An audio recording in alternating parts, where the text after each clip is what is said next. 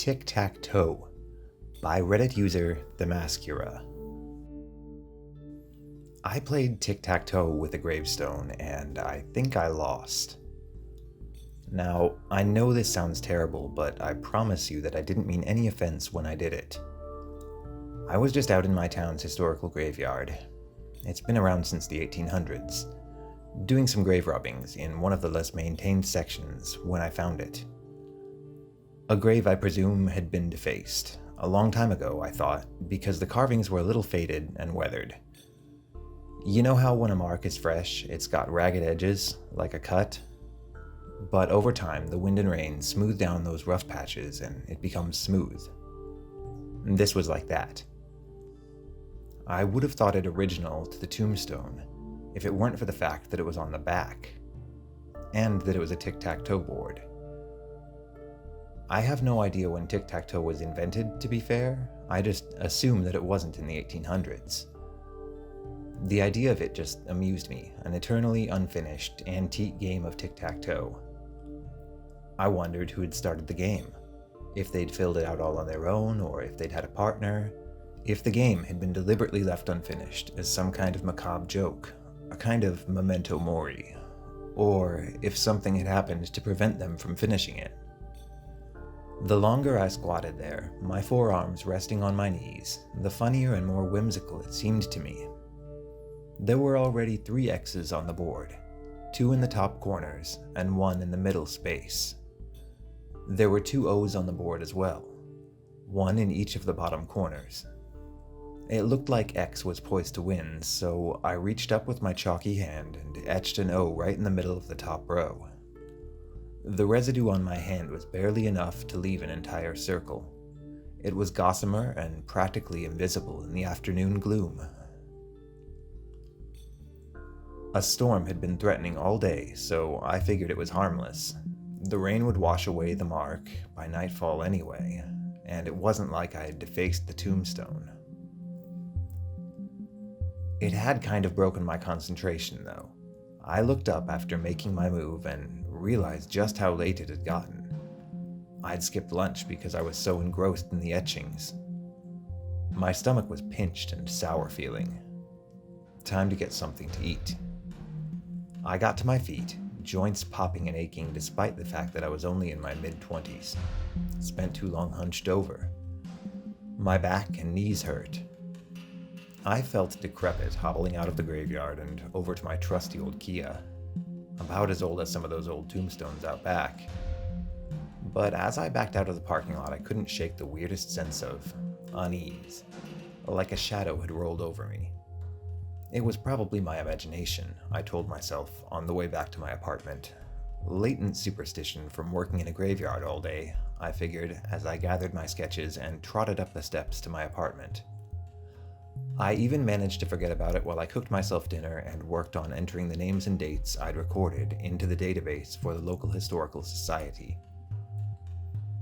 By the time I hopped into the shower, I was blissfully, woefully unprepared for the night ahead. I got my first inkling of what was coming when I got out of the shower, whisking the curtain aside with a cheerful jangle of rings. I was humming to myself as I snagged the towel off the rod and roughed my hair with it. Almost walked right past the mirror without looking, but I did. I did look and stopped dead in my tracks. There, in fat finger-wide lines, was a tic-tac-toe board. 2 X's in the top corners, 2 O's in the bottom, 1 X in the center, 1 O in the center of the top line, and now an X between the 2 O's at the bottom. A chill ran down my spine. My heart rate went through the roof. I stared, uncomprehending, for at least 3 minutes before it sank in. Either I was imagining this, or the alternatives were almost as frightening. Some psychopath had seen me in the graveyard, broken into my apartment, and scribbled a game on my mirror while I was in the shower. I'd done it in some sort of fugue state.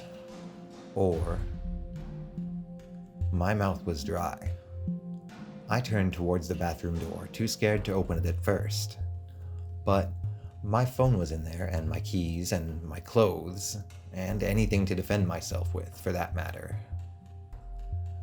And if someone had broken in, they would have heard the shower stop by now, so I took a deep breath and bumped the door open with my foot, winding the towel up in my hands like a makeshift garrote or something. No one was there. I dropped to my knees and checked under the bed, then scrambled up and got dressed as fast as I could. I'm a pretty big dude, but I have to say that my knees were knocking as I searched the apartment from top to bottom for any sign of an intruder. All the windows were locked, the doors were still dead-bolted. I lived on the 3rd story, so it's not like someone could just fucking Rapunzel the balcony. Which meant that I had either done it, or a ghost had. And frankly, I was more ready to accept that I had. Eventually, I chalked it up to exhaustion and some sort of weird muscle memory or something, and decided to call it an early night. I was woken from a sound sleep by the creaking of the bedroom door. I wasn't alarmed, not at first. More just confused and sleepy. I didn't even open my eyes until I heard the first floorboard. By the second, I was wide awake, my eyes as wide as saucers, but it was already too late. There was a skull on my floorboard, attached to bony shoulders that I could see only the cusp of. It was crouched at the edge of my bed, leering at me. "You didn't play," it rasped at me. "You have to play," it continued, "or you forfeit." But there was no way to win either. The only way this game ended was with a draw, and frankly, I was too terrified to even move, frozen with terror, as the saying went. I'd never really understood the saying until then. Now, I do though.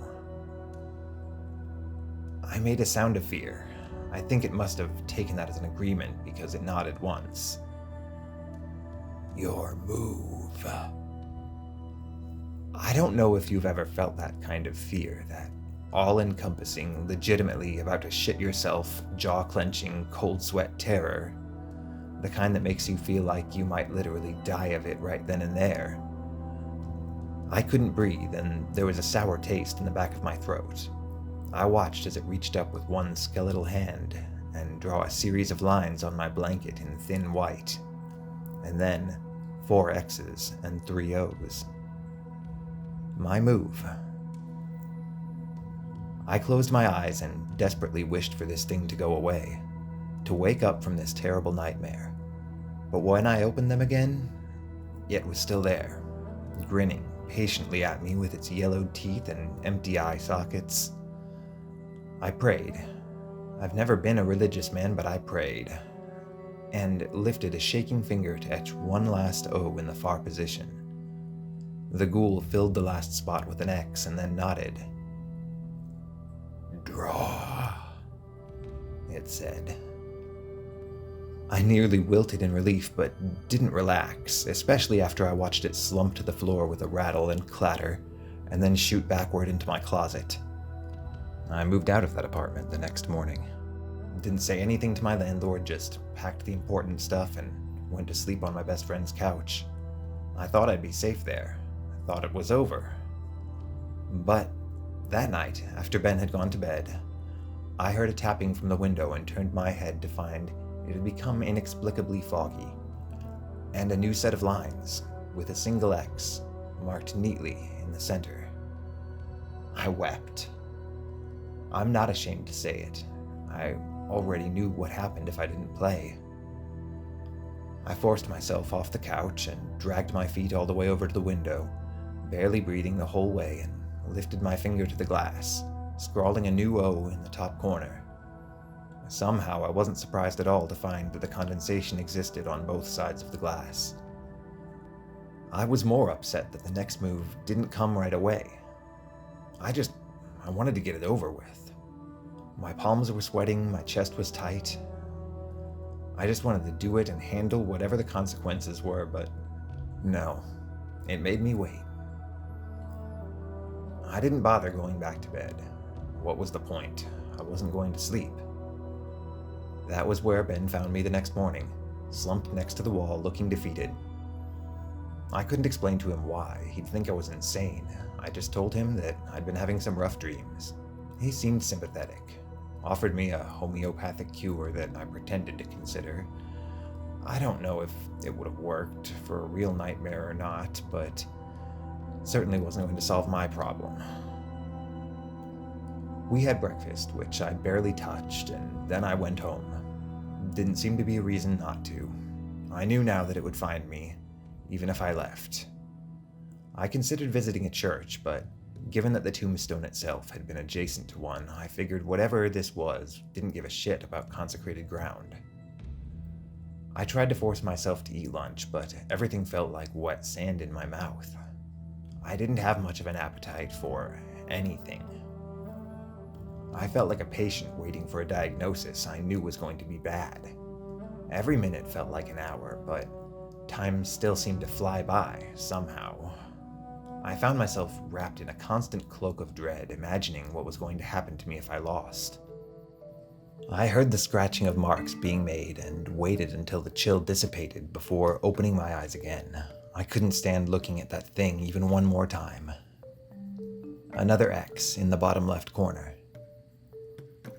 I exhaled and marked an O at the end of that would-be line.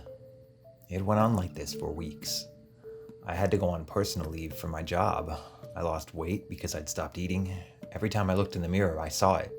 The grid of our never-ending game, superimposed over my increasingly gaunt reflection.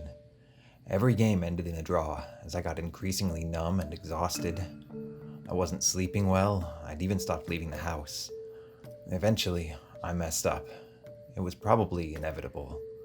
I didn't even realize I'd done it until I climbed into bed that night, too tired to think, and felt the jolt and rustle of something moving between the wall and my nightstand.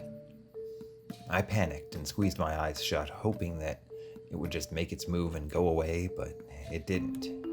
It tapped and clattered all the way around the bed, stopping by the footboard.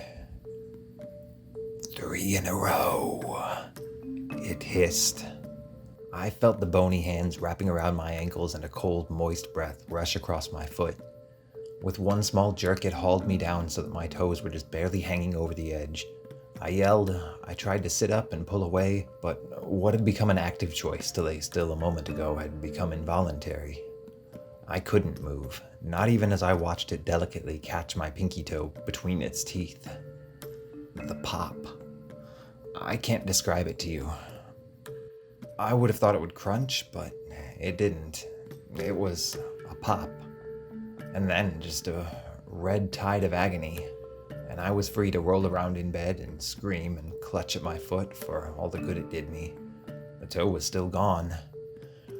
And when I got back from the ER, the game was still there, waiting for me on the mirror, a brand new slate with a single X in the center. I nearly gave up then and there. The despair, the utter defeat. I didn't think I could go on. But I also didn't know if I could lose again. Not if it was going to kill me in pieces like that. Slowly? What happened next time? Would it be another toe? Would it take the whole foot? The leg? I held myself up on the edge of the sink and made my mark in one of the corners again, then sat down next to the tub and waited. Day in, day out. I rarely even left the bathroom anymore. Didn't bother with the lights. Eventually, I ran out of food, but by then I didn't care anymore. I almost made up my mind to end it a time or two, but then at the very end of the week, I realized something. We'd been playing the same game. Every week. We played and made all the same marks each time, except for the week I slipped up. Sometimes we changed the order we put them in, but they were always in the same places. I don't know why I hadn't noticed it before, but it all hit me at once like a bolt of lightning. I knew what moves it would make. Theoretically. I took a chance. This time, I deliberately, anxiously made my mark in one of their boxes. And, to my delight, the next night it had placed its mark in one of mine. which left me with 3 O's in different corners and 3 X's clustered adjacent to one another. This was it. I was going to win. I made my mark with grinning savagery, cackling and chortling to myself until I ran out of breath. 3 in a row, I giggled at the mirror.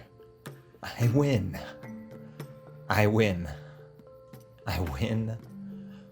I win. The lights flickered.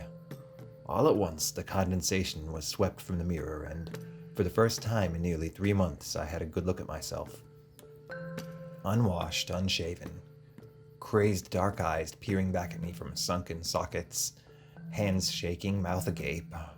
I saw the stack of unpaid bills sitting on the table out of the corner of my eye, and the red light of the answering machine blinking slowly, full of unlistened to messages from friends, family, and work, and suddenly I wondered, had I really won, after all?